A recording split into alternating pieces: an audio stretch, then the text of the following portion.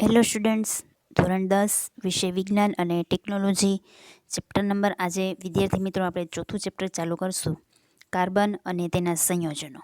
બરાબર. હવે આ ચેપ્ટર છે એ આમ તમારા માટે થોડુંક નવું છે. કાર્બન વિશે આમાં અભ્યાસ કરવાનો છે. બરાબર. તો ચાલો આપણે શરૂઆત કરીએ. આપણે જે વિદ્યાર્થી મિત્રો આગળના જે ચેપ્ટર છે એમાં ઘણા બધા સંયોજનો વિશે માહિતી મેળવી. બરાબર. 1, 2 અને 3 આ ત્રણે ચેપ્ટરમાં ઘણા બધા સંયોજનો આવ્યા, ઘણા બધા કેમિકલ્સ આવ્યા, રસાયણો આવ્યા. તો આ જે ચેપ્ટર છે એમાં આપણે વધુ કેટલાક સંયોજનો એટલે કે આ જે કાર્બનને લગતા જે સંયોજનો છે એનો અભ્યાસ કરશું, એના ગુણધર્મો વિશે જાણીશું. બરાબર. અને જે કાર્બન છે એના ઘણા બધા સંયોજન છે, ઘણા બધા સ્વરૂપ છે, સંયોજનવાળા સ્વરૂપ એ છે એ આપણા માટે ખૂબ જ મહત્ત્વના છે. બરાબર. તો એના વિશે આપણે આ ચેપ્ટરમાં અભ્યાસ કરવાનો છે. તો ચેપ્ટરની શરૂઆતમાં આપણને અહીં એક પ્રવૃત્તિ આપેલી છે કે પ્રવૃત્તિ 4.1 છે. હવે પ્રવૃત્તિમાં એવું કીધું છે કે સવારથી તમે જે વસ્તુઓનો ઉપયોગ કરો છો અથવા વાપરો છો એમાંથી કોઈ પણ 10 વસ્તુઓની યાદી બનાવો. બરાબર. અને આ યાદીને તમારા સહાધ્યાયીએ બનાવેલ યાદી સાથે સરખાવો, તેમજ વસ્તુઓને બાજુમાં દર્શાવેલ કોષ્ટકમાં વર્ગીકૃત કરો. અને જો વસ્તુ એક કરતાં વધુ સામગ્રીની બનેલી હોય તો તેઓને કોષ્ટકના સંબંધિત બંને ખાનાઓમાં મૂકો. તો પહેલાં તો આપણે વિચારવાનું છે કે આપણે સવારથી સાંજ સુધીમાં કઈ કઈ વસ્તુઓનો ઉપયોગ કરીએ છીએ. બરાબર. તો એક તો આપણે સવારે ઉઠીએ એટલે ટૂથપેસ્ટ, બરાબર, બ્રશ અને કોલગેટ આપણે જે કહીએ. પછી ડોલનો ઉપયોગ કરીએ, પાણી, સાબુ. પછી રસોઈના જે વાસણ છે એનો ઉપયોગ કરશું. આપણે બધા જમશે તો ખરા જ. બરાબર. પછી કોઈ પ્લાસ્ટિકના કપ કે એવું, દૂધ છે. પછી તમે સ્ટુડન્ટ છો એટલે પુસ્તકનો પણ ઉપયોગ કરશો. બરાબર. તો આવી ઘણી બધી વસ્તુઓ છે કે જેનો આપણે સવારથી સાંજ સુધીમાં ઉપયોગ કરીએ છીએ. બરાબર. તો આમાંથી અમુક વસ્તુઓ છે એ ધાતુની બનેલી છે. આપણે વર્ગીકરણ કરવાનું છે. તો ધાતુની બનેલી એવી વસ્તુમાં મોસ્ટ ઓફ આપણે રસોઈના વાસણો. બરાબર. ત્યાર પછી કાચ અને માટીની બનેલી એવી વસ્તુઓ. તો એક તો આપણે કપ, બરાબર, ચા પીતા હોય કપ. પછી પાણીની ડોલ. પછી અન્ય વસ્તુઓમાં તો આપણે જે બીજી જે વસ્તુઓનું જે આપણે જે બનાવી યાદી, બરાબર, એ વસ્તુઓ છે અને અહીંયા મૂકવાની અન્ય ખાનામાં. તો આમાંથી ઘણી બધી વસ્તુઓ છે એ કાર્બનમાંથી બનેલી હોય છે. આપણને ખબર નથી હોતી કે આની અંદર કાર્બનનો ઉપયોગ થયો છે, પરંતુ છતાં પણ આપણી આજુબાજુની ઘણી બધી વસ્તુઓ એવી છે કે જેમાં કાર્બનનો ઉપયોગ થાય છે. બરાબર. એટલે કાર્બન અને એના જે સંયોજન છે એ આપણા માટે બહુ મહત્ત્વના છે. હવે આગળ આપણે વાત કરીએ.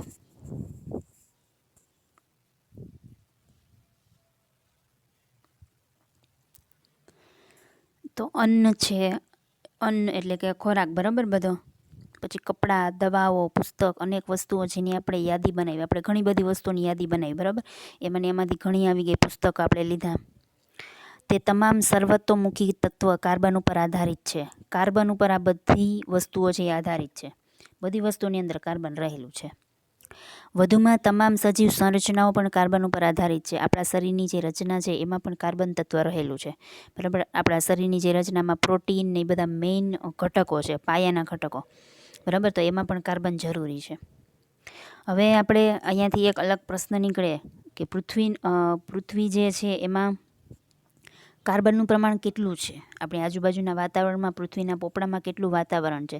તો એની એક અહીંયા માહિતી આપેલી છે કે પૃથ્વીના પોપડામાં અને વાતાવરણમાં બંને જગ્યાએ હાજર કાર્બનની માત્રા ખૂબ જ ઓછી છે. બરાબર. ખૂબ ઓછી માત્રા છે. કેટલી છે? તો પોપડામાં એટલે કે જે જમીન છે જમીનમાં કેટલું છે? તો કે 0.02% છે. એટલું જ કાર્બન છે. અને કયા સ્વરૂપે છે? તો કે એ ખનિજો સ્વરૂપે છે. એમાં કાર્બોનેટ એટલે કે CO3. બરાબર. CO3 એટલે કાર્બોનેટ થાય એટલે આમાંય કાર્બન આવ્યો એટલે કાર્બોનેટ સ્વરૂપે છે હાજર. પછી હાઇડ્રોજન કાર્બોનેટ એટલે HCO3. પછી કોલસો અને પેટ્રોલિયમ આવા સ્વરૂપે પૃથ્વીના પોપડાની અંદર હાજર છે, પરંતુ એનું પ્રમાણ કેટલું છે? તો કે ખૂબ જ ઓછું, 0.02% જેટલું જ. બરાબર. પછી વાતાવરણમાં વળી પાછું અલગ છે. આ પોપડામાં 0.02%, વાતાવરણમાં એટલે કે હવામાં કેટલું છે કાર્બનનું પ્રમાણ? તો કે 0.03%. અને એ કાર્બન ડાયોક્સાઇડ સ્વરૂપે છે. બરાબર.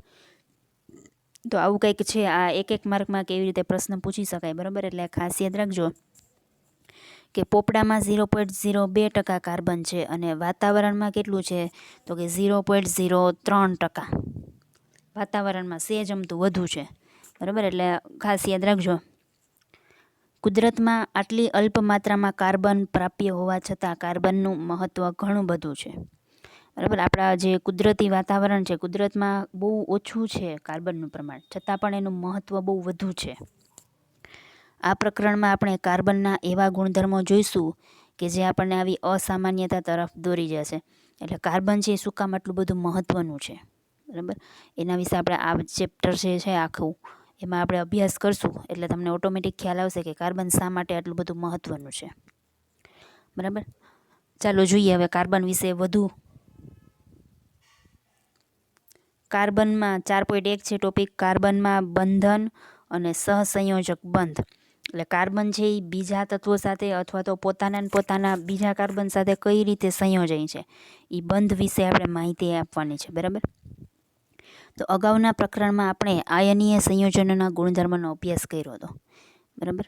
આપણે આગળનું જે ચેપ્ટર છે એમાં જોયું હતું. આમ એ જે ટોપિક છે ને એ નીકળી ગયો છે લગભગ, છતાં પણ આપણે એના વિશે અભ્યાસ કર્યો હતો, એના ગુણધર્મ જોયા હતા. હમણાં આમાં આવશે એના ગુણધર્મ કયા કયા છે એ. અને આપણે જોયું કે આયનીય સંયોજનો છે એ ઊંચા ગલનબિંદુ અને ઉત્કલન બિંદુ ધરાવે છે. જો આ એક ગુણધર્મ થયો. ગલનબિંદુ અને ઉત્કલન બિંદુ કેવા છે તો કે ઊંચા છે. અને દ્રાવણમાં કે પીગળેલી અવસ્થામાં વિદ્યુતનું વહન કરે છે. જ્યારે એ પીગળેલી અવસ્થામાં હોય ત્યારે એ વિદ્યુતનું વહન એમાં થઈ શકે છે, બરાબર. મતલબ એમાં આપણે બેટરીથી જોડી દઈએ તો એમાંથી વિદ્યુત છે એનું વહન થઈ જાય. આપણે તે પણ જોયું કે આયનીય સંયોજનોમાં બંધનનો સ્વભાવ કેવી રીતે આ ગુણધર્મની સમજ આપે છે. અને ચાલો આપણે કેટલાક કાર્બન સંયોજનોના ગુણધર્મનો અભ્યાસ કરીએ. એટલે આ જે આયનીય સંયોજનો છે એના ગુણધર્મ પૂછી શકાય, બરાબર. 2 માર્કમાં પૂછાય કે એના ગુણધર્મો જણાવો. તો એક તો ગલનબિંદુ અને ઉત્કલન બિંદુ ઊંચા હોય એના. પછી આપણે જે આગળ ચેપ્ટરમાં વાત કરી હતી ત્યારના આપણે ગુણધર્મ વિશે આપણે જોઈએ તો ત્યારે આવ્યા હતા કે એમની વચ્ચેનું જે આંતર આયનીય આકર્ષણ બળ છે એ પ્રબળ હોય છે. એટલે 2 અણુ છે એ એમની વચ્ચેનું જે બળ છે એ પ્રબળ હોય છે, બરાબર. પછી એ હમણાં આમાં આવ્યું કે પીગળેલી અવસ્થામાં અથવા તો જલીય દ્રાવણમાં એ વિદ્યુતનું વહન કરે છે, બરાબર. અને મોટાભાગે એ બધા ઘન અવસ્થા ધરાવે છે. અને પાણીમાં સામાન્ય રીતે એ દ્રાવ્ય થઈ જાય છે. આવા કંઈક એના ભૌતિક ગુણધર્મો છે, બરાબર. હવે આપણે કાર્બનના જે સંયોજનો છે એના ગુણધર્મો જોઈએ.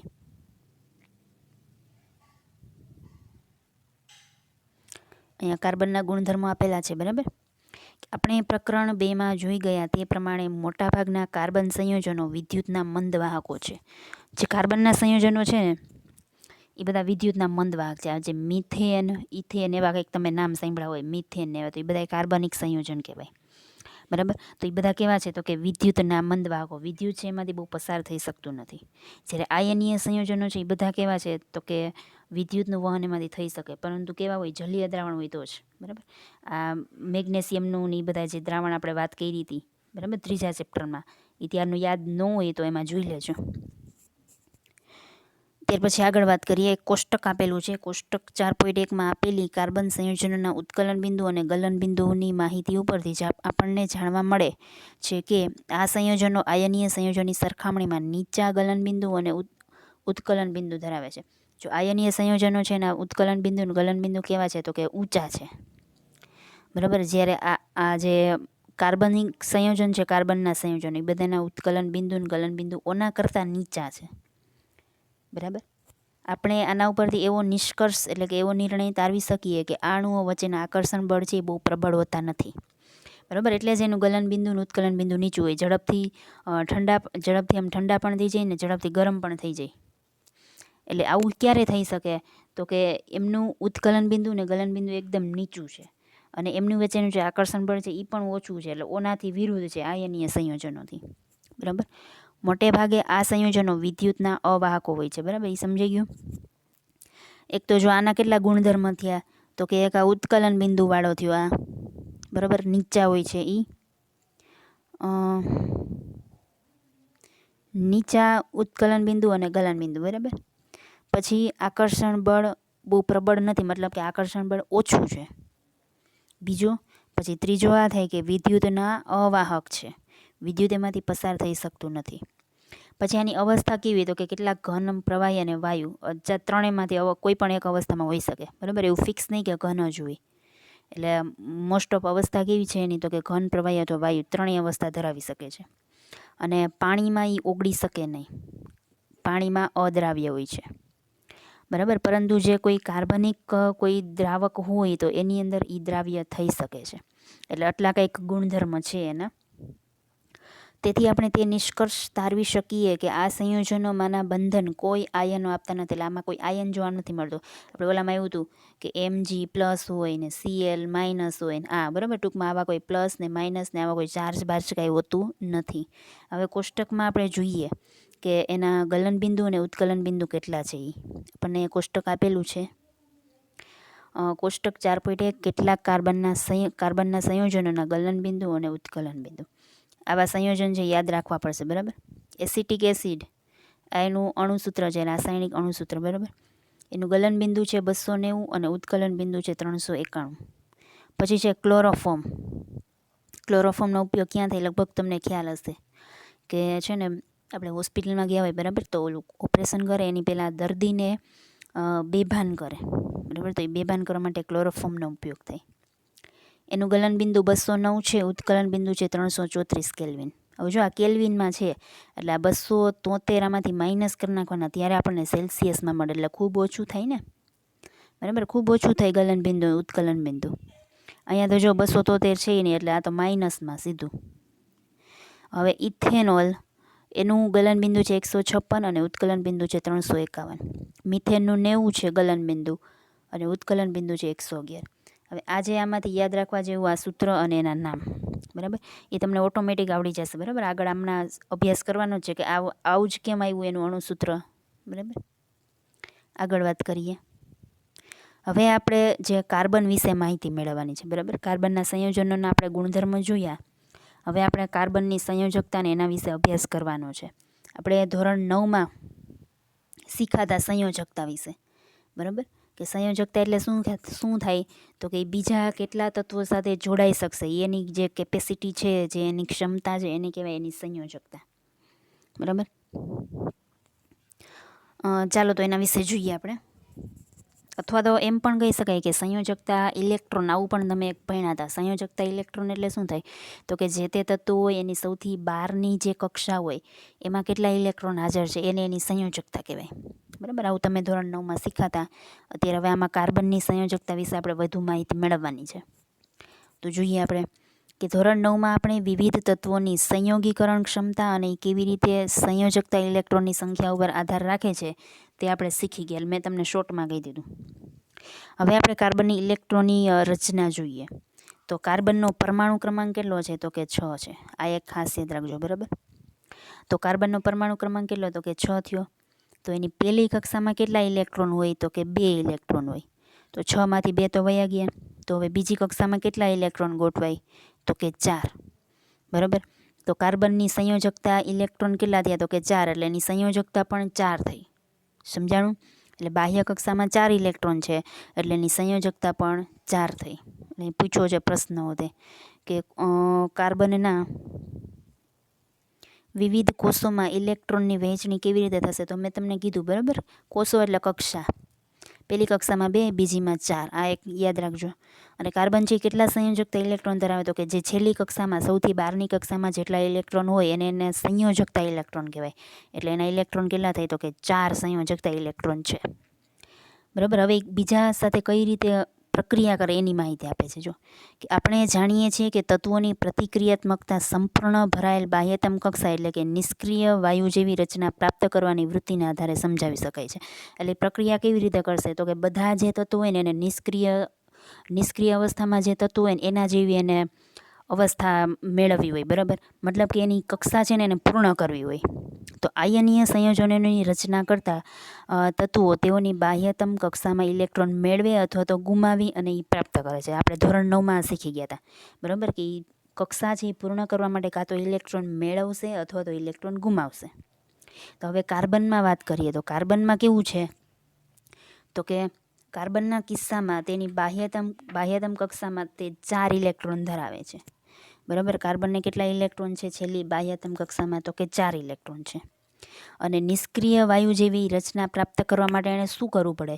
તો કે કાં તો એ 4 ઇલેક્ટ્રોન ગુમાવી દેવા પડે, તો એ કક્ષા ખાલી થઈ જાય, અને આ એક જ વધે 2, એ તો ભરાયેલી જ છે. બરાબર, અને કાં તો એને મેળવવા પડે 4 ઇલેક્ટ્રોન. 4 ઇલેક્ટ્રોન અહીંયા મેળવે તો બીજી કક્ષામાં 8 થાય અને એ કક્ષા સંપૂર્ણ ભરાઈ જાય. બરાબર, એટલે કાં તો એને 4 મેળવવા પડશે, કાં તો 4 ગુમાવી દેવા પડે. બરાબર, તો આના આધારે 2 પોઈન્ટ આપેલા છે કે જો તેણે ઇલેક્ટ્રોન મેળવવા અથવા ગુમાવવા હોય તો મેળવે ત્યારે શું થશે અને ગુમાવે ત્યારે શું થશે એ આપ્યું છે. જો અહીંયા પેલું, જો એણે 4 ઇલેક્ટ્રોન મેળવીને, હવે જો મેળવશે એટલે ઋણ આયન બનશે.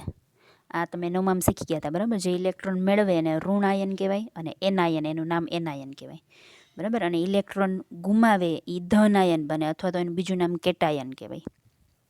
તો જો ઇલેક્ટ્રોન મેળવશે તો એ ઋણ આયન બનાવી શકે છે, પરંતુ કોઈ એને 4 ઇલેક્ટ્રોન થોડા એટલા બધા કોઈ આપે. બરાબર, એટલે જો અહીં શું કહે છે કે પરંતુ 6 પ્રોટોન ધરાવતા પરમાણુ કેન્દ્ર માટે, એટલે આ જે કાર્બન છે એમાં 6 ઇલેક્ટ્રોન છે, તો સામે 6 પ્રોટોન પણ હોય જ ને. બરાબર, તો એના માટે 10 ઇલેક્ટ્રોન એટલે કે 4 વધારાના ઇલેક્ટ્રોન સમાવવા મુશ્કેલ થઈ શકે. એટલે જો એની પાસે પ્રોટોન કેટલા હોય? 6. બરાબર, હવે આ કાર્બન છે એની પાસે પ્રોટોન 6, બરાબર, અને ઇલેક્ટ્રોન એ 6 જ છે ને. હવે 4 ઇલેક્ટ્રોન મેળવે ત્યારે એની કક્ષા છે એ પૂર્ણ થાય ને. બરાબર, તો મેળવે તો ટોટલ કેટલા ઇલેક્ટ્રોન થઈ જાય? તો કે 10 ઇલેક્ટ્રોન થઈ જાય. એટલે 10 ઇલેક્ટ્રોન થઈ જાય તો એ વ્યવસ્થિત રીતે સમાઈ ન શકે, કેમ કે અંદર પ્રોટોન કેટલા છે? તો કે 6 જ છે. 6ની સામે 10, એટલા બધા તો ચાલે નહીં. એટલે મોસ્ટ ઓફ એ છે ને કોઈની પાસેથી ઇલેક્ટ્રોન મેળવશે નહીં. બરાબર, આવી રીતે કરશે એ. એટલે એ જોઈએ હવે કે જો ઇલેક્ટ્રોન ગુમાવે અને ધન આયન બનાવી શકે છે, પરંતુ 4 ઇલેક્ટ્રોન દૂર કરી દે, જો એ 4 ઇલેક્ટ્રોન દૂર કરે તો એના કેન્દ્રમાં કેટલા પ્રોટોન? તો 6 જ રહેશે. બરાબર, અને ગુમાવી દે 4 ઇલેક્ટ્રોન, બરાબર, તો કેટલા વધે? ખાલી 2 જ વધે. તો શું થઈ જાય? અંદર પ્લસ વીજભાર 6 રહે અને 12 માઇનસ થઈ જાય. બરાબર, તો આવું કરવા માટે એને વધુ પ્રમાણમાં ઉર્જાની જરૂર પડે. એટલે આવું કંઈક છે. તો ટૂંકમાં સમજાવીએ આપણે.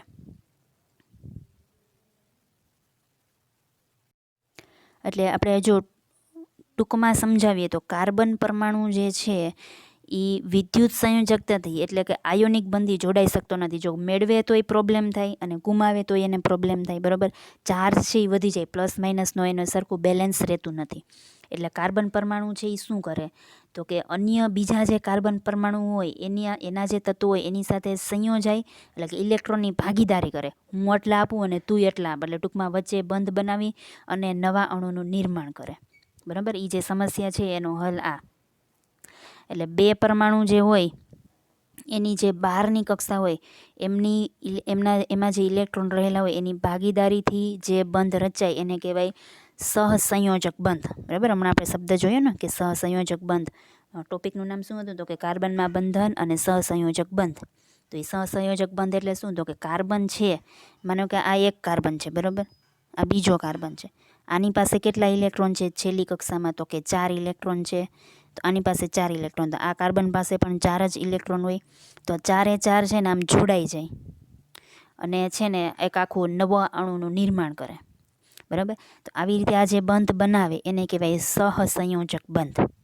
બરાબર, હવે આ જે બંધ બનાવે એની રચનામાં ભાગીદારી પામતા જે ઇલેક્ટ્રોન છે એ બંને પરમાણુની બાહ્યતમ કક્ષાના હોય. બરાબર, આ જે બધા છે એ 4 આના છે ને 4 આના છે, એટલે બંને તત્વોના હશે. અને બંને પરમાણુ છે એ જે નિષ્ક્રિય વાયુ એની જેવી રચના પ્રાપ્ત કરી શકે છે. બરાબર, હવે આમાં જોઈએ શું કહે છે. કાર્બન છે એ બીજા કાર્બન પરમાણુઓ સાથે અથવા તો અન્ય તત્વોના પરમાણુઓ સાથે સંયોજકતા ઇલેક્ટ્રોનની ભાગીદારી કરી અને આ સમસ્યાનો ઉકેલ લાવે છે.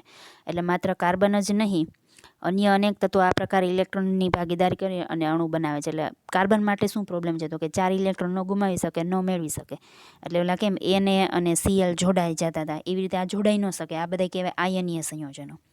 એટલે આયનીય સંયોજનોની જેમ છે ને એ જોડાઈ નથી શકતા. એટલે શું કરે છે? તો કે ઇલેક્ટ્રોનની ભાગીદારી કરે છે. બરાબર. એટલે ભાગીદારી પામતા ઇલેક્ટ્રોન બંને પરમાણુની બાહ્યતમ કક્ષાના ઇલેક્ટ્રોન હોય છે અને બંને પરમાણુ છે નિષ્ક્રિય વાયુ જેવી રચના પ્રાપ્ત કરવા તરફ દોરી જાય છે. અને કાર્બનના સંયોજનો તરફ જતાં પહેલાં ચાલો આપણે સંયોજકતા ઇલેક્ટ્રોનની ભાગીદારી કેવી રીતે થાય અને કેવી રીતે અણુઓ છે એકબીજા સાથે સંયોજાઈ જઈએ, આ સહસંયોજક બનતી, એના ઉપર નજર કરવાની છે. બરાબર. એટલે પહેલાં શીખવાનું છે, પછી કાર્બનની વાત કરશું આપણે. તો આ પ્રકારે પહેલાં સૌથી સાદો અણુ એક હાઇડ્રોજન છે. તમે પહેલાં શીખી ગયા છો તે પ્રમાણે કે કાર્બનનો પરમાણુ ક્રમાંક કેટલો છે, તો કે 1 છે. તો એની પહેલી કક્ષામાં કેટલા ઇલેક્ટ્રોન હોય, તો કે 1 જ હોય. તો એને ઈ કક્ષા પૂર્ણ કરવા માટે કેટલા ઇલેક્ટ્રોનની આવશ્યકતા રહે, તો કે 1 ઇલેક્ટ્રોનની. એટલે 1 છે એની પાસે, અને 1 ક્યાંકથી આવે એટલે 2 થઈ જાય, એટલે કક્ષા છે એ પૂર્ણ થઈ જાય. બરાબર. હવે આ કેવી રીતે બધું થાય એના વિશે હવે આપણે અભ્યાસ કરવાનો છે, અને પછી આના ઉપરથી આપણે કાર્બનના જે સંયોજનો છે એના વિશે અભ્યાસ કરશું. બરાબર. તો અહીંથી આપણે આગળનો અભ્યાસ છે એ આપણે નેક્સ્ટ વિડીયોમાં કરીશું. બરાબર, નેક્સ્ટ લેક્ચરમાં જોશું.